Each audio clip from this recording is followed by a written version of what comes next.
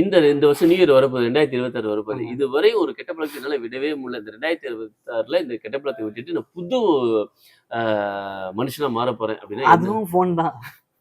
என்ன சொல்றீங்க? இல்லண்ணே அதான் Instagram, சோஷியல் மீடியா ஏதாவது என் ஃப்ரெண்ட்ஸ் ஏதாவது அனுப்பிச்சிட்டு இருப்பானுங்க. ஸோ அதில நெறைய நேரம் ஸ்க்ரோல் பண்ணியே டைம் வேஸ்ட் ஓ! ஆகுது. அப்படியா? ஃபோன் இல்லாம எந்த இடத்துல தான் இருப்பீங்க? வீட்ல இருக்கும்போது சரி, வெளில இருக்கும்போது சரி. வீட்ல இருக்கும்போது ப்ரே பண்ணும்போது, இல்லன்னா வாஷ்ரூம் போம்போது ஃபோன் எடுத்துட்டு போ மாட்டேன். இல்ல வாஷ்ரூம் போகும்போது மொபைல்ல போவீங்களா? ஆமா. ஏன்னா பேச்சுலருங்க நீங்க. அதுக்கு எதுக்குண்ணே? அது நமக்கு தேவையில்லண்ணே. என்ன போங்க இங்க பாருங்க பசங்க யூடியூப் பார்த்துட்டீங்களா? பாத்ரூம்ல தான் மொபைலோட அதிகமா இருப்பாய்ங்க. அங்க போய் தான் எல்லாம் கிரியேட்டிவிட்டியா யோசிப்பாய்ங்க. நானும் உண்மைய சொல்றேன் இந்த நான் பாத்ரூம்ல தான் மொபைல் அதிகமா யூஸ் பண்ணுவேன். அப்படியாண்ணே? ஆமாமா. அப்பதான் என் பொண்டாட்டி நான் பார்க்கறது அவ தெரியாதுன்னு சொல்லி பாத்ரூம்ல உட்காந்து பார்த்துட்டு இருப்பேன். எங்க வீட்ல திட்டுவாங்க. ஏங்க என்ன சவுண்டே காணோம் அப்படின்னு. ஐய்யய்யோ! கண்டுபிடிச்சிட்டாங்களா அப்படின்னு. சோ மொபைல வந்து மொபைல் யூசேஜ் கொஞ்சம் லிமிட் பண்ணணும்னு பார்க்குறேன். ஓ!